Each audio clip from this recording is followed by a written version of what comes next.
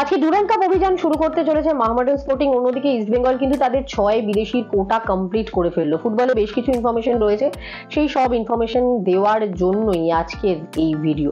শুরুটা মোহামেডান স্পোর্টিং দিয়ে করি, কারণ আজকে তারা ডুরান্ড কাপ অভিযান শুরু করছে এবং অনেক বাধার মধ্যে দিয়ে। আমরা জানি যে মোহামেডান স্পোর্টিং একটা সমস্যার মধ্যে দিয়ে যাচ্ছে, তাদের ইনভেস্টারদের সাথে তাদের সমস্যা টানাটানির জেরে শেয়ার নিয়ে এখনো তারা দল গঠন কি হবে তারা জানে না। অলরেডি ফিফা ব্যান খেয়ে বসে আছে। স্টিল এই পরিস্থিতিতেও একটা দল তৈরি করে তারা ডুরান্ড কাপটা খেলছে এবং তাদের আজকে প্রথম ম্যাচ ডায়মন্ড হারবার এফসির সঙ্গে। গ্রুপ বি ডুরান্ড কাপের এমন একটা গ্রুপ যেখানে বাংলার 3টে দল রয়েছে, মোহনবাগান, মোহামেডান এবং ডায়মন্ড হারবার এফসি। এবং আজকে প্রথম গ্রুপ বির যে ম্যাচটা হচ্ছে সেখানেও কিন্তু বাংলার দুটো দলই মুখোমুখি, এবং যা পরিস্থিতি তাতে কিন্তু এই ম্যাচটা বেশ হাড্ডাহাড্ডি হতে চলেছে। এবং হয়তো খাতায় কলমে দেখতে গেলে ডায়মন্ড হারবার বেশ কিছুটা এগিয়েই থাকবে, কারণ তারা প্রপারলি প্র্যাকটিস করছে এবং তাদের বিদেশিরাও কিন্তু এক এক করে জয়েন করছেন। কাজেই কঠিন লড়াই হতে চলেছে। গ্রুপ বিতে ডায়মন্ড হারবার অন্যতম কঠিন কন্টেন্ডার। এখন দেখার মোহামেডান স্পোর্টিং আমাদের বাংলা ফুটবলের তৃতীয় প্রধান এবং অবশ্যই একটা ঐতিহ্যবাহী ক্লাব, তারা কি করেন। নামের তো একটা ভার সবসময় থাকে, সেই জায়গা থেকে কতটা লড়াই তারা দিতে পারে ডায়মন্ড হারবারকে, এটা ডেফিনেটলি একটা দেখার বিষয়বস্তু থাকবে। এরপর এই গ্রুপে মোহামেডান এবং মোহনবাগানের ম্যাচ রয়েছে 31শে জুলাই, যেটা অবভিয়াসলি খাতায় কলমে একটা মিনি ডার্বিও হতে চলেছে। এর পাশাপাশি আজকে যুবভারতীতে মোহামেডান এবং ডায়মন্ড হারবারের ম্যাচ রয়েছে। তার আগে কিন্তু যুবভারতীর প্র্যাকটিস গ্রাউন্ডে চলে এলেন ইস্ট বেঙ্গলের আরো এক বিদেশি, নতুন যে বিদেশি ফরওয়ার্ড সাইন হচ্ছে এবছর।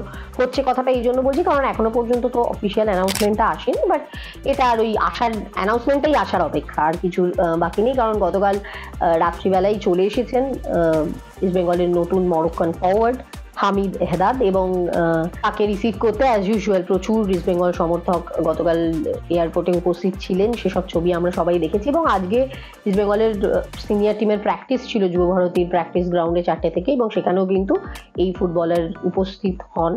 যদিও আজকে প্র্যাকটিস পুরোপুরি ক্লোজ ডোর, কোনো ছবি কাউকে তুলতে দেওয়া হয়নি এবং টিমের ধারে কাছেও কাউকে ঘেঁষতে দেওয়া হয়নি। বাট তিনি আজকে এসেছিলেন।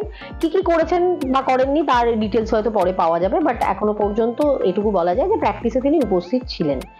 এবং এর সঙ্গেই কিন্তু 6 জন বিদেশির কোটা অলরেডি পূরণ করে ফেললো ইস্ট বেঙ্গল। মরক্কান এই স্ট্রাইকার সম্পর্কে অলরেডি অনেক আলোচনা হয়েছে। প্রত্যেকেই জানেন 30 বছরের এই স্ট্রাইকার মরক্কোর বাইরে খুব বেশি খেলেননি। ইজিপ্টের একটা ক্লাবে খেলেছেন, বাট আদারওয়াইজ তিনি মরক্কোরই বিভিন্ন ক্লাবে খেলেছেন, তারপর এখানে ভারতে খেলতে আসছেন।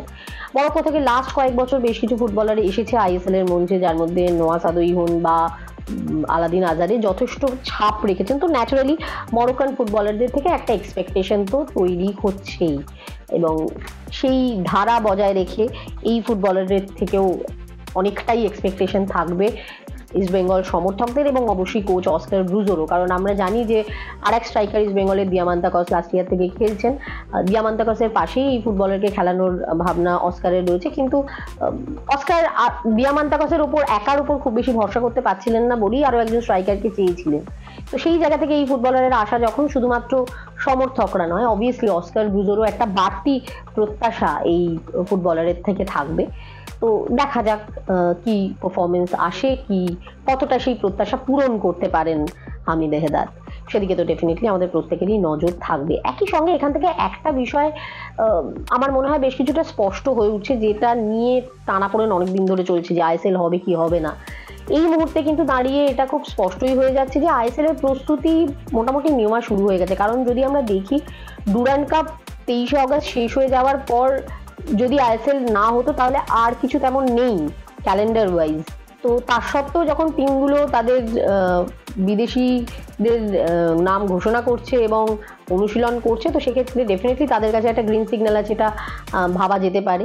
এবং প্রথম দিন অস্কার ব্রুজো যে প্রেস কনফারেন্সটা করেছিলেন আমাদের সঙ্গে, সেখানে তিনি কিন্তু এটা বলেছিলেন যে আইএসএলটা পিছিয়ে যাওয়া কোথাও একটা সাপে বড় হচ্ছে, কারণ তারা একটা সময় পাবেন যদি অক্টোবরের শেষের দিক থেকে হয়, সেক্ষেত্রে অনেকটা সময় প্রি সিজন করতে সময় পাবেন। তো একজন কোচ যখন এরকম ভাবে মেনশন করেন, তো সেক্ষেত্রে এটা বোঝা যায় যে আমাদের থেকে বেশি তারা ঘনিষ্ঠ। তো সেখানে তাদের কাছে ডেফিনেটলি তারা প্ল্যান করছেন, মানে তাদের কাছে প্ল্যান করার মতো অবজেক্ট নিশ্চয়ই রয়েছে বা সেই ইনফরমেশন ডেফিনেটলি রয়েছে।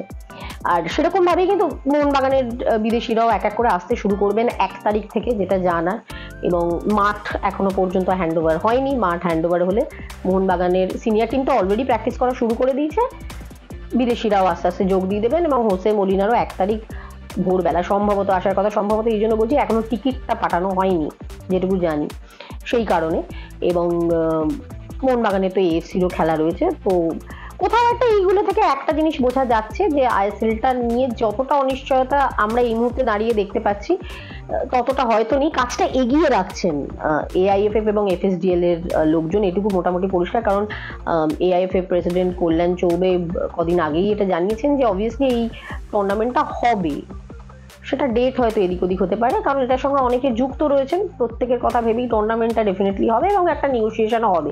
এখান থেকে এটুকু স্পষ্ট, কোর্ট বারণ করেছে, কোর্ট ফার্দার যাবে রায় দেবে, তারপর যাতে আর সময় নষ্ট না হয় সেটার জন্য মোটামুটি প্রস্তুত থাকছে এআইএফএফ। এবং ডেফিনেটলি এফএসডিএল এর সঙ্গে এআইএফএফ এর আলোচনাটা চলছে, সবকটা হয়তো খুব অফিসিয়ালি নয়, বাট আলোচনা একটা চলছে এবং তারা একটা নেগোসিয়েশনের জায়গায় মোটামুটি নিশ্চয়ই আসতে পেরেছেন। না হলে এত বড় স্টেটমেন্ট এরকম একটা চেয়ারে বসে কেউ দিতে পারে না, এটা মোটামুটি এখন পরিষ্কার। কিন্তু কবে থেকে হবে, কবে পরিষ্কার হবে, এটা এই মুহূর্তে দাঁড়িয়ে আমাদের পক্ষে বলা খুব কঠিন, যতক্ষণ না কোনো কংক্রিট ইনফরমেশন এসে পৌঁছচ্ছে।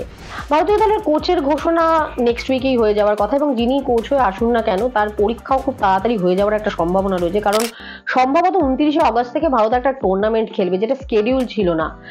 সেটা হচ্ছে কাফা নেশনস কাপ। এটার ইনভিটেশন ছিল মালয়েশিয়া এবং ওমানের, সেন্ট্রাল এশিয়া ফুটবল অ্যাসোসিয়েশনের টুর্নামেন্ট, কিন্তু মালয়েশিয়া নামটা উইথড্র করে নিয়েছে। সেই কারণেই ভারতের কাছে ইনভিটেশনটা আসছে, সম্ভবত এখনো কনফার্ম হয়নি। 24 ঘন্টা থেকে 48 ঘন্টার মধ্যে কনফার্ম হয়ে যাওয়া উচিত। এবং যদি ভারত যায়, বেশ টাফ কিছু টিমের সাথে তাদের খেলতে হবে, যেরকম যা স্কেডিউল রয়েছে। তাজিকিস্তান থাকবে, ইরান থাকবে, আফগানিস্তান থাকবে, এবং এই বাধাগুলো অতিক্রম করতে পারলে তারপর তো নকআউট আছেই।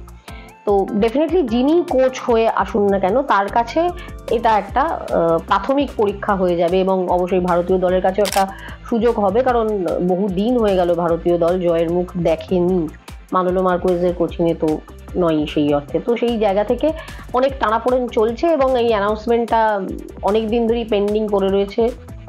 অনেক কিছু এই নিয়ে ঘটনা ঘটেছে, অনেক বিতর্ক তৈরি হয়েছে, ভুয়ো সিভি জমা পড়া, সেই নিয়ে আলোচনা, অনেক কিছুর পর ফাইনালি 3 জনের নাম এসছে, এবং নেক্সট উইক হয়তো সেই নাম তাদের মধ্যে থেকে একজন কাউকে বেছেও নেবে এআইএফএফ। এই হচ্ছে মোটামুটি পরিস্থিতি। এই ভিডিও এইগুলোই বলার ছিল। আর যদি এই ভিডিওটা ভালো লেগে থাকে তাহলে অবশ্যই লাইক করুন, শেয়ার করুন এবং কমেন্ট করে আপনাদের মতামত আমাদেরকে জানান, যেটা খুব ইম্পর্টেন্ট। এবং সাবস্ক্রাইব করুন আমাদের চ্যানেল অলস্পোর্ট টিভিকে।